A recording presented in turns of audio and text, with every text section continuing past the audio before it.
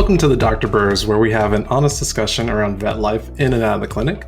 My name is Jeff. I'm your doc of the day and your guide through this episode. I'm a veterinary dermatologist living in Louisville, Kentucky, and I'm here with my closest friends from vet school. Hey, this is Chris. I'm a GP in Winston-Salem, North Carolina. Hey, this is Brandon. I'm a associate veterinarian practicing small animal internal medicine in Fort Collins, Colorado.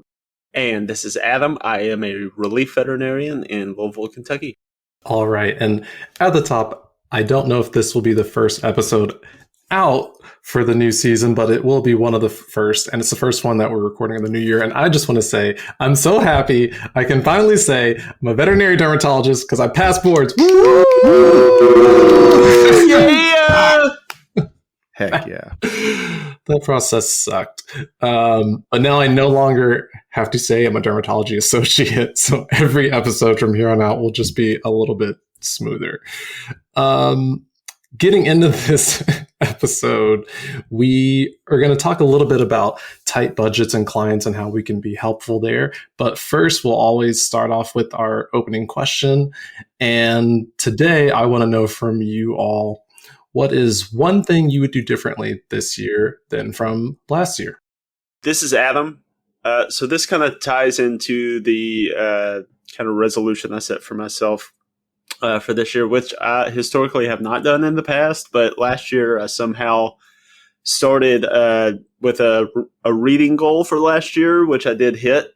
So I was like, well, let me keep the momentum going and come up with a new plan. So last year, towards the end of 2023, going into 2024, I was really getting back into hitting the gym and trying to eat right and, really focus on my physical and mental health.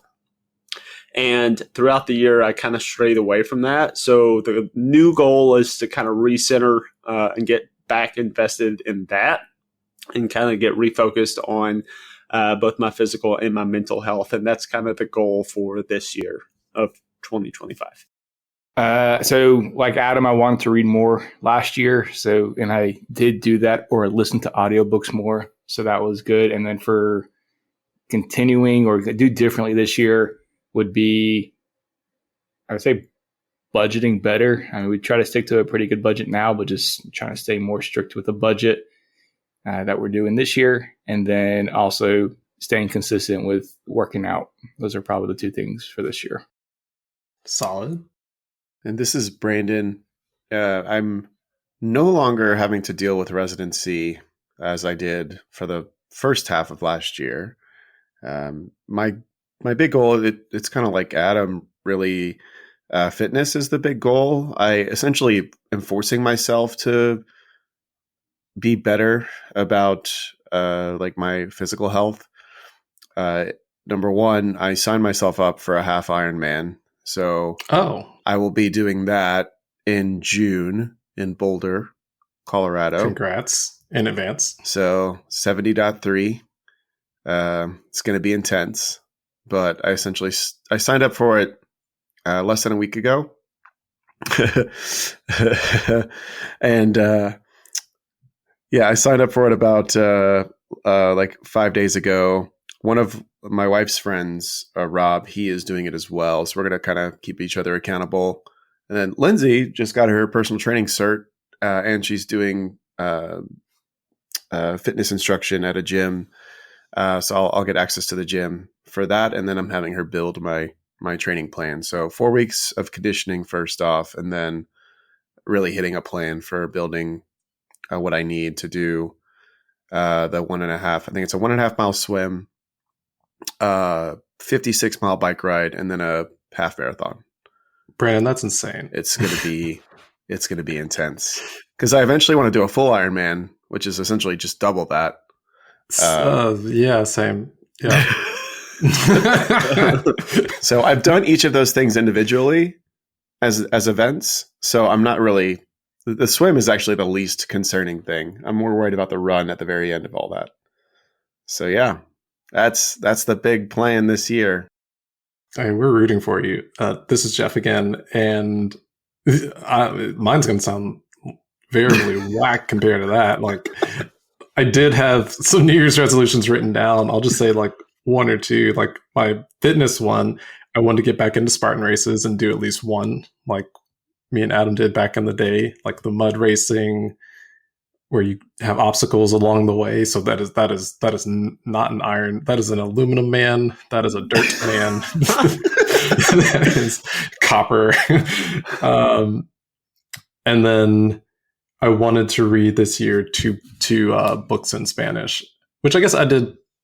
I just got away from it from studying towards the end of last year when I had to take boards. But going to my local library and picking out some like real books. Like I've read some children's books, but I want to like actually read like a short novel. Nice. Yeah. So let's get a little more into things. So we as veterinarians are very front facing as a profession because it is definitely, it's both a combination of like the medical industry and then also the service industry. We're constantly working on how we can do good medicine, but also how we can help our clients. And that was kind of the inspiration for this episode, the one about a tight budget, because it's not uncommon for us to have to shape our medicine based on whatever client's needs are in the moment. So I was going to start off by asking, what types of verbal cues have y'all seen, or what types of cues might a client potentially communicate to us or to you in the room? What have you seen that may indicate they may need to keep costs low at that visit? This is Brandon. Even before getting into a room, sometimes there'll be a note from the front desk staff that says, client mentioned that they've been saving up for this appointment or what have you. So like depending on what they're coming in for, that could be a small signal.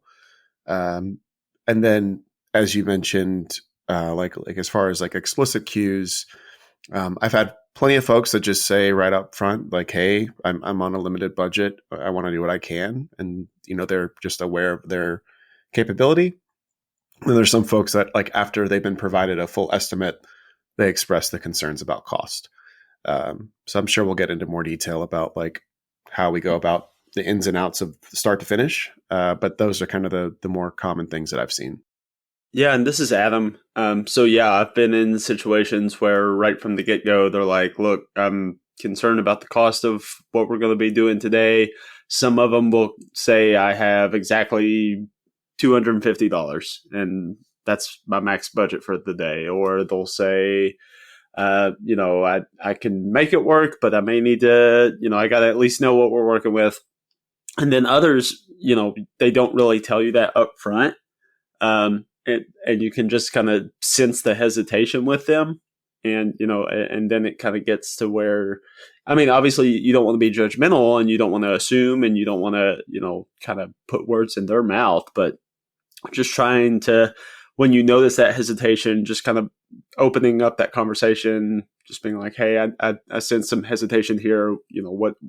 What's wrong, or what's the deal? What are we working with here? What's going on?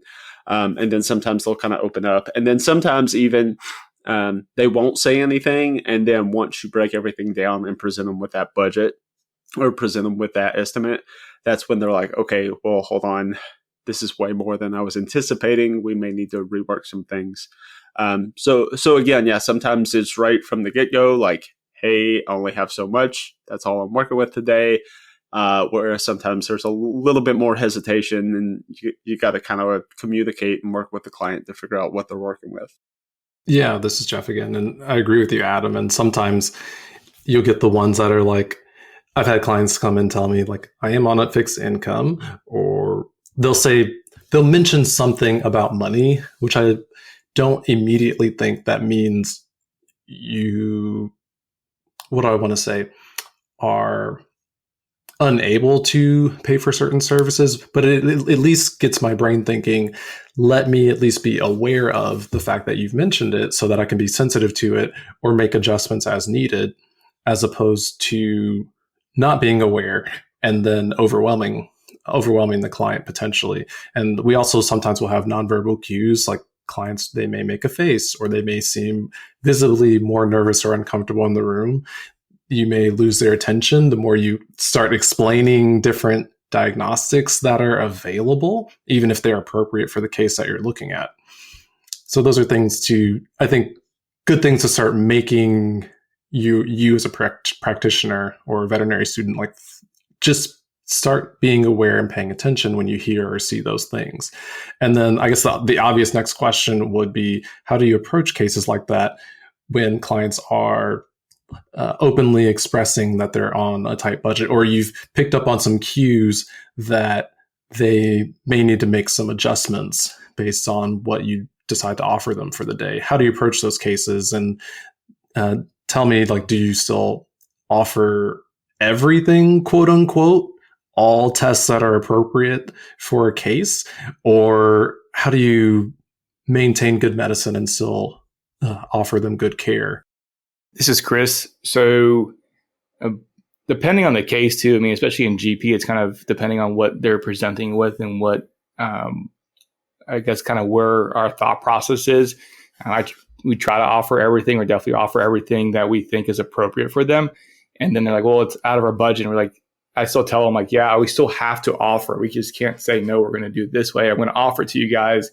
And then we can pick and choose what we think is the test that we can do or can't do. And kind of going forward with that. Like if it's a dog that's been vomiting and diarrhea, and you're like, yeah, it's a young dog, and we're worried about like a potential foreign body for this dog. And I'd be like, I would say, let's do x-rays first if we had to pick one, versus doing blood work first, versus if it's like a 10-year-old, Chihuahua or some type of little dog and vomiting diarrhea, but like eats table scraps. So I'm not worried about the foreign body. I'm more worried about it might having pancreatitis or something, other kidney liver issue going on. Let's do blood work first. So that's kind of how we'll pick and choose depending on the age and prioritizing certain tests. So that's how at least we try to figure out, hey, what we go with and how to work within their budget. Yeah, this is Jeff. And I feel the exact same way. I'm glad I literally was writing out a note on our Google Doc. I was like, prioritize ? And then you said it, which is how I approach some of these cases. Like, let's say I have, as an example, a cat. So this is a specific example for, at least for Derm World, that has an extreme amount of crusting, and it was spontaneous, and it's a middle-aged cat. And I'm wondering if it could be like autoimmune. So ideally, I'm going to potentially biopsy. Sometimes we see a lot of pemphigus. If they're honey-colored crusts or golden, sometimes I can see some cells called acantholytic keratinocytes, which are just like skin cells that still have their nucleus under the microscope, which is suspicious for pemphigus, but not exclusive to it, and get like a good suspicion, especially if there's not a lot of infection. And like, I want to biopsy. And technically by the book, you should also be running some blood work. You should also be doing ringworm testing, because that can look similar in some cases. And there's other tests you could do. You should probably consider a skin scrape. And so for these cases, like if an owner is giving me these cues of like, I'm not sure I can do all of that today, then it's all about the art of prioritization, is what I call it, when I'm like, okay, let's discuss what is most important, what's probably going to get you the most efficient answer. Are there any tests that hit more than one, will rule out more than one thing? And I push those to the top of my list. Do y'all have any cases where you could think about where you might have to prioritize? This is Brandon. I'm in a slightly different situation, I guess, from like at least Adam and Chris, just with the complexity of some of the cases that I see.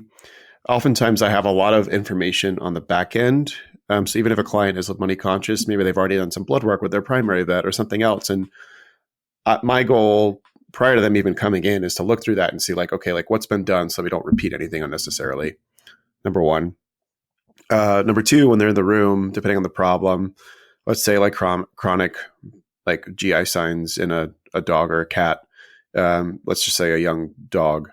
Like I go through like all the things that I think are like high priority problems and differentials for those problems that we need to figure out that haven't been figured out with the diagnostics that have been done. So like x-rays oftentimes have already been done for a case like that. And before I even start talking about the diagnostics, like I kind of get them in a position where they understand like what the different problems are. And then I go into, okay, for this problem, we need to do this test. For this problem, do this test. Sometimes they overlap. And at the end of the day, like I usually have in my head maybe a top like 2 or 3 things that are really the main problem, just with my experience and background. And if a client is like, hey, I can't do all these tests, and I say, okay, like ideally this is what we do, but if I had to prioritize, it'd be X, Y, and Z for, like let's say Addison's disease, like a foreign body, so maybe an ultrasound, and then something else, like for a case with a chronic vomiting in a young dog, and just making them be aware, like, hey, like we might not get an answer here, and I've got a lot of other things to try, but this is where I would start. And as long as we're on the same page that it's not like a perfect plan in the sense that I'm not doing every single test, but we are trying to get the key points of what we know are the more likely problems, then everyone's usually pretty happy at the end of the day. And I always have a contingency plan if like things come back negative. So that's how I kind of run my appointments in general. Yeah, and this is Adam. And kind of piggybacking off that, I have a similar process with kind of how I go through things, kind of prioritizing and when they're on a budget, running the tests that are going to give us the most information, or at least test for the things that are higher up on my differential list. I also do primarily work in a fairly low income area. So I do have a fair amount of clients that just want symptomatic treatment too. They can't afford the test, or, at that time, they just want to pursue symptomatic treatment. And I still run through with them, okay, these are our differentials. Like, these are the tests we would want to run in an ideal world. I'm okay treating symptomatically as long as you're aware that's exactly what we're doing. Like, I don't know what's wrong with your dog, and I'm treating based on the most likely cause. And if you're okay with that, I'm okay with that. But that comes with the caveat of, if this does persist and we do not get better and we do not show clinical improvement, you need to come back, be seen again, and get these tests done. So I always throw that caveat in too. Like, I'm okay working with you and trying to do, what's going to fit in your budget, but I would go ahead and, maybe try to start saving a little bit. If we're not getting better, we should probably jump in, run some diagnostics, and see what's going on. Yeah, this is Jeff again, and I completely agree. You actually made me think of a case that both of you made me think of a case where I kind of prioritized a couple of weeks ago, and it's not unusual for me to have a case, or probably for any of us to have a case that just comes in with multiple problems. And I asked the client, which of these things is the most important to you today? What do you want to prioritize is another thing that you can do if they haven't been explicit about saying that on entry. Sometimes they will say everything, in which case you have to let them know like what's most reasonable to tackle, and then it's a discussion. But sometimes they'll say, I'll just give a direct example. I had a dog that had a skin tag that I recommended being sedated and removing. It also had otitis. It was also licking its paws. Some of those things may match up and go together, but sometimes they don't. And I said, which of these is like bothering the patient the most? So I have this little Venn diagram in my head, not patented, but maybe not yet. It's like, I call it in my brain like the Venn diagram of care. What I think is best to do as a doctor, what the client wants to do, and what's best for the patient. And I'm always trying to squeeze those circles together to see what makes the most sense. Because from a doctor standpoint, I'm always going to be an advocate for the patient for what's most uncomfortable or most life-threatening, or whatever I think is going to bring them the most relief. And then explaining and getting on the same page with the client to make sure we're in agreement about what they want to do is really important. Because sometimes you want to treat something that they don't care that much about. Like in the case that I was mentioning, the paw licking wasn't really bothering that dog very much, which might be related to allergies. And they were like, hey, we really just want to get these ears more comfortable today. We want to put out the fire. We don't necessarily want to spend extra money on a specific food for like a food allergy trial today. We don't necessarily want to do allergy testing because those are options too. And we're not that worried about the skin tag. Can we treat the ears and circle back? And I'm like, yes, we can. So that is super reasonable. And that's one way that I prioritize my cases. Another question I was going to ask kind of in the same lane is, what are some things you all do to make the client more comfortable when they're clearly a little bit uncomfortable with money? This is Brandon again. One simple thing, especially if we have a case where maybe we're limited on diagnostics, but we have a treatment plan with certain medications. If I can save an owner, 20, 50% on the cost of meds by just scripting it out to a local pharmacy or something else, I'll do those kinds of things. If I, think that if they're really on a tight budget and an RDVM can do the blood work for a little bit cheaper, I know they can do it for cheaper. I recommend that they maybe go back and these are the steps that I would take. And then the RDVM can essentially continue the plan that I've designed. Those are two simple examples of ways that I've been able to save some clients a little bit of money. There's one more thing, for us, we send out all of our x-rays to our radiologists. There's different levels of priority.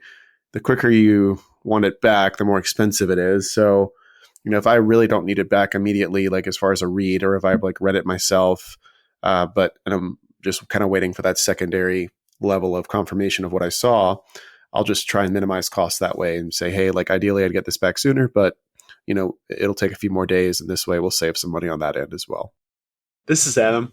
So a big one that I'll do, primarily where I'm at, is if we have the option, if it's something where we feel like the blood work can wait, we'll send it in as opposed to running in-house. It's a little bit cheaper for the client, and we tend to get more information. We can run bigger panels for less money. So I do like to send money in when I can, send blood work in when I can, just because, again, it does save them a little bit of money on that end. Like Brandon said, scripting out meds. Sometimes we'll do compounded medications as well, if it's a little bit cheaper that way. If there is ever something, for instance, we had a pyometra the other day that really needed surgery, and obviously people are concerned about cost with a big surgery like that. We always talk to them about the options such as care credit and scratch pay and things like that to kind of help fund the procedure on rare occurrences. And this is obviously clinic to clinic. They will, if it's a good long-standing client that they have a good relationship with, they'll sometimes set up payment plans. That's rare. And again, that's very much clinic to clinic. Some clinics are no payment plans. Some clinics do have payment plans.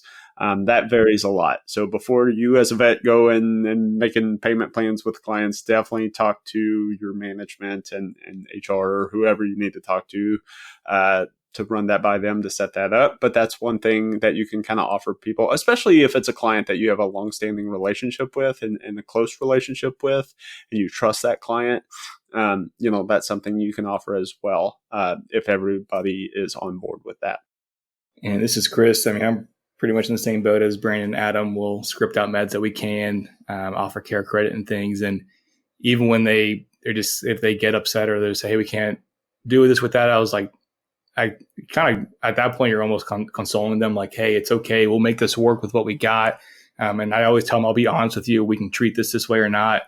Even if we're just treating symptomatically, we just try to make them at ease and not feel bad because they don't have the funds to do all the extensive testing. I'm we can make it work with what we got. We can try to figure something out pretty simply. Even blood work, if we can't run a full blood panel, but maybe we can run a PCV just to see if it's anemic. The dog came in, it's got pale gums. We're pretty sure it's anemic. We can confirm that with a cheap PCV and help them out that way.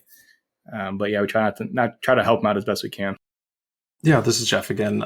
I don't have much to add. I do some of those same techniques, and I'll say we probably can't say it enough. The communication is just so extremely important, and being transparent and reminding owners that you're on their team. I like to end my appointments when I'm about to step out of the room and say, here's all the things we can do. Here's how I would prioritize for what we've discussed as your goals for today and what's going to help out Fluffy. And I remind them that we are flexible. So I usually say, my technician will come in a second and go over an estimate with some items for you. And you let me know what sounds good to you. That is what we will do. Because I really want them to remember and feel like we're on the same team.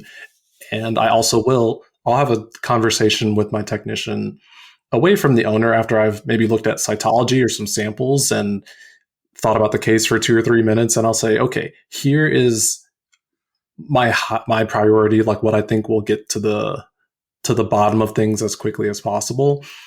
And let me know what the owner thinks. And based on what they think sounds good, that's what we do. Sometimes we just quote unquote put out the fire today and circle back, which is basically what Adam was explaining. Sometimes we treat the symptoms and then do diagnostics later if it's a reasonable case to do that with. And sometimes they surprise you. And I've had cases where owners have expressed concern about money and then they get the estimate and they're like, I want to do everything. And we're like, all right, let's do everything. And it's a good feeling, but it really just depends on what the client can do. Any last minute thoughts on tight budgets? This is Brandon. Just ways to, minimize that concern in the future. Pet insurance is an option. Highly recommend it. Some clinics, depending on where you're at or what organizations they work at, like depending on the case itself as well, might have a budget for individual cases with like an expected good outcome is usually like a caveat, like a young dog with a foreign body. There might be a fund available. I know VCA does have some sort of fund set aside for individual cases like that. So those are some other resources that some people can utilize if it fits their situation. And I couldn't have said it better myself. So I think we get some good tips, and hopefully some veterinary professionals can take a little bit away from that and will help out their clinics. As I lead you all into our outro questions, so we'll slip back into our normal routine of maybe a get to know you fun question. Who here has the best new car? Not me. That's great. But I do feel like I have the best car. I think Chris has to pick. Oh, I have to So pick. Chris is wrong. Adam? This is Adam, and I have always wanted a truck. I've always my first two cars were an old Mercury Tracer. We called it a clown car because it was so small. And then I had a Toyota Camry, which was a fantastic car. I still own that car. Has done me good. I did finally upgrade to a 2024 Toyota Tundra, which I love. I love it. It drives great. And I'm able to haul things. It's great cab size for the family. It's great for road trips with the family, throwing everything in the bed. It's great for Christmas when we had all the kids' Christmas presents from Nana's house that we had to drive 2 hours, throw everything in the bed. And it's great. We want to start doing some more traveling, more camping, and all that. So it's going to be great for that as well. So Yeah. How many miles per gallon are you getting on that thing? about 19. Not 19. I was going to say that's close. That's close to my old car. That's actually really good for a truck. Oh my, It's not bad. God. They used to get like 11. So My Isuzu Trooper, my very first car, I loved it. It cost $1,000 because it was ancient, and it got maybe 17. I'm going to say I have the best new car because A, it's the newest 2025 CRV, and it's a Honda hybrid sport. It is fantastic. It's beautiful. It has, I think, 40 miles per gallon city, and you can't beat that. It's sweet, smooth ride, and you know what? Brandon can beat that mileage. I could. Just saying. You beat me to it. All right, Brandon, you got all right. All right. After residency, and I started my job and started getting paid a good salary.